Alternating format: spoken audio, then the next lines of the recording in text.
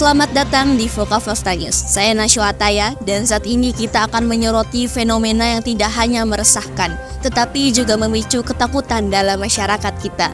Kekerasan seksual terhadap anak perempuan masih terus terjadi dan menjadi ancaman yang menghantui setiap anak dan orang tua. Meskipun kasus kekerasan seksual ini melibatkan banyak korban, seringkali perhatian terhadap isu ini rendah. Jumlah kasus yang sebenarnya terjadi di masyarakat jauh lebih banyak dibandingkan dengan data yang terlapor. Ini adalah isu yang perlu kita perhatikan secara serius untuk melindungi generasi mendatang. Dalam laporan investigasi kami kali ini, kita tidak akan membahas salah satu kekerasan seksual terhadap anak perempuan yang tak kalah meresahkan, catcalling atau pelecehan verbal di jalanan.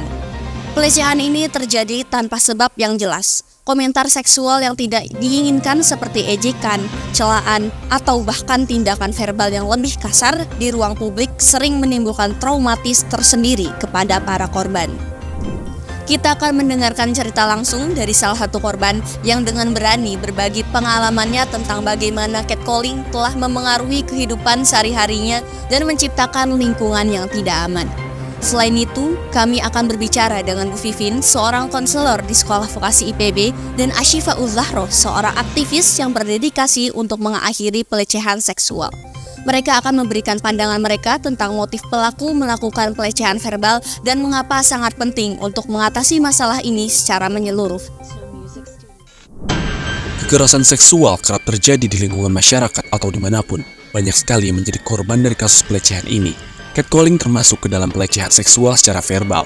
Namun, banyak sekali yang beranggapan bahwa catcalling ini tidak termasuk ke dalam pelecehan seksual karena dengan berdalih gurauan.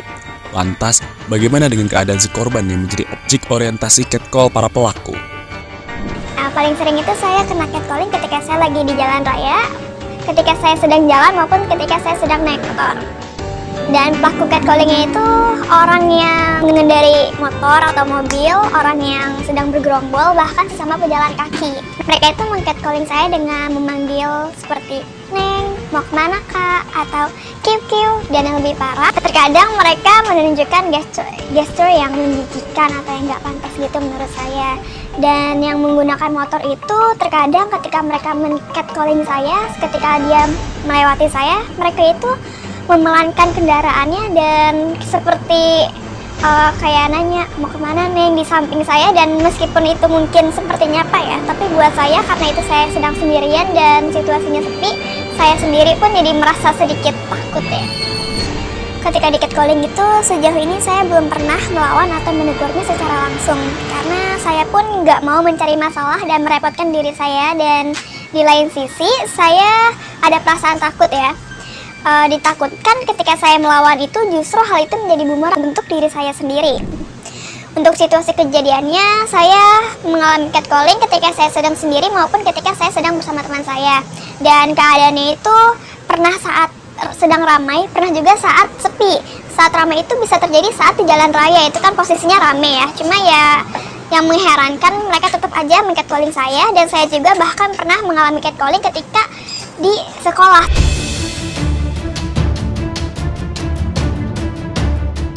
Inisial CH, remaja asal kota Bogor ini kerap kali di-catcalling oleh sebagian orang.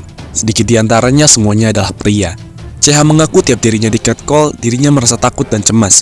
Perlakuan catcall ini sudah CH alami dari semasa sekolahnya dulu di bangku SMK. Catcalling ini sebetulnya memang masuk ke dalam pelecehan seksual verbal ya. Tapi sangat disayangkan gitu. Karena yang saya lihat masyarakat Indonesia masih menganggap suatu hal yang masih wajar gitu. Walaupun sebetulnya itu sangat mengganggu korban gitu. Nah, ketika ada catcalling, jadi korban itu bukannya mau melapor, tapi lebih baik saya menghindari atau pergi dari lokasi tersebut gitu. Nah, yang dikhawatirkan adalah dampak yang diterima oleh korban gitu.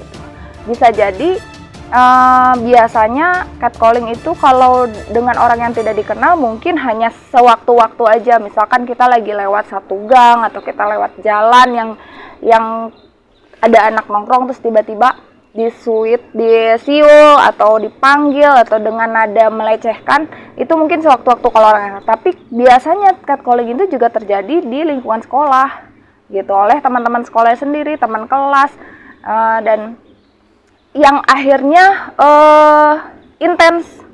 intens terus, jadi akhirnya menjurus ke arah bullying dan diikuti dengan kekerasan-kekerasan lainnya gitu. Oke, jadi catcalling sendiri sederhananya ini merupakan sebuah bentuk pelecehan seksual yang berbentuk verbal, bisa juga non-verbal karena dia menyerang psikis. Jadi biasanya yang kita dapatkan adalah kekerasan non-verbalnya ya, kayak kedipan mata atau gestur yang tiba-tiba ngedeketin kita gitu, atau dia melihat seseorang, bisa perempuan bisa laki-laki ya, itu dari atas sampai bawah dengan tatapan yang gak enak.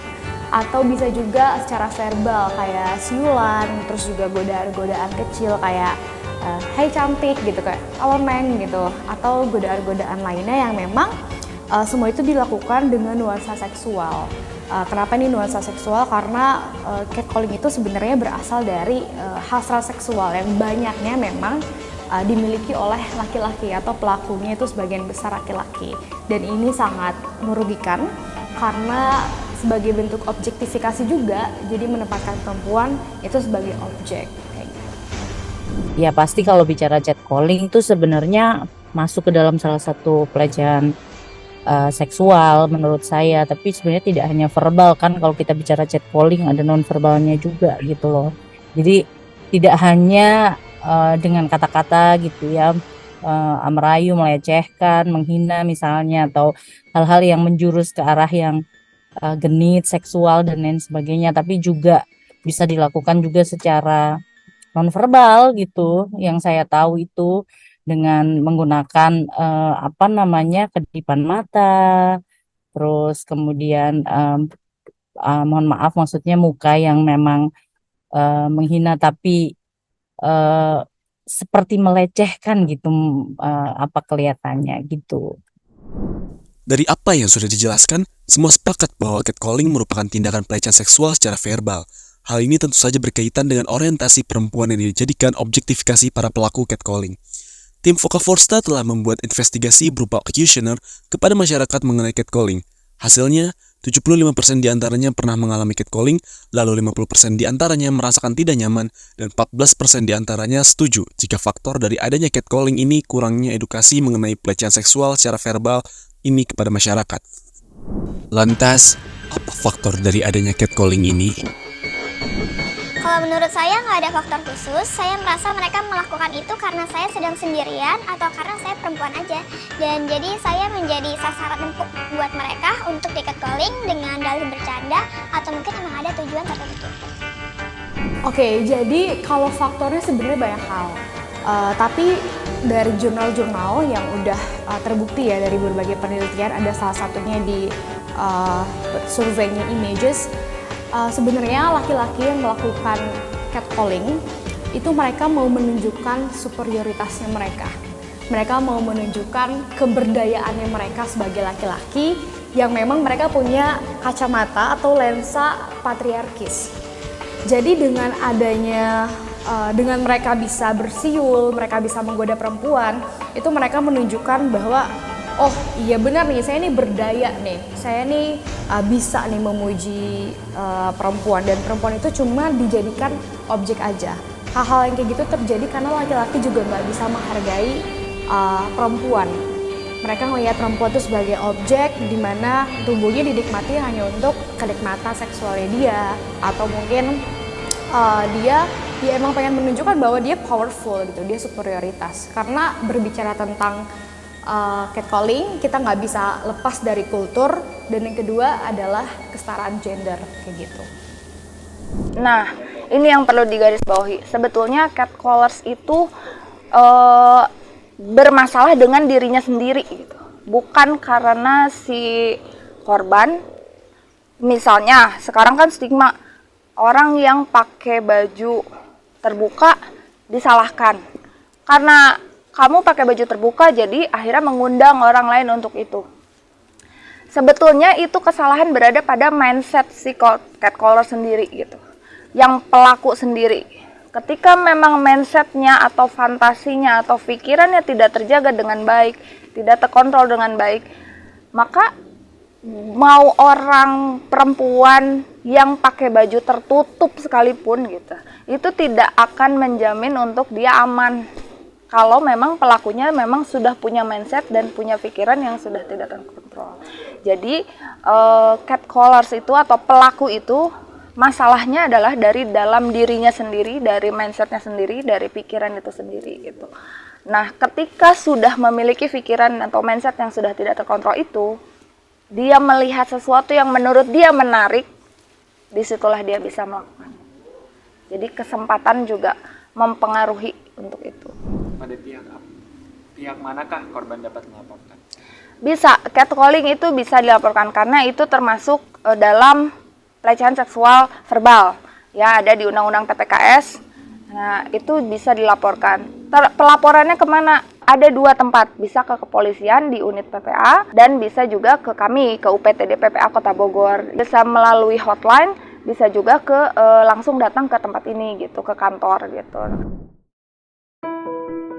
Pelecehan seksual merupakan perilaku yang mengarah kepada penghinaan, celaan, bahkan dapat berupa penyerangan fisik kepada korban dari pelaku. Hal ini dapat terjadi tentu saja ada sebab dan akibatnya.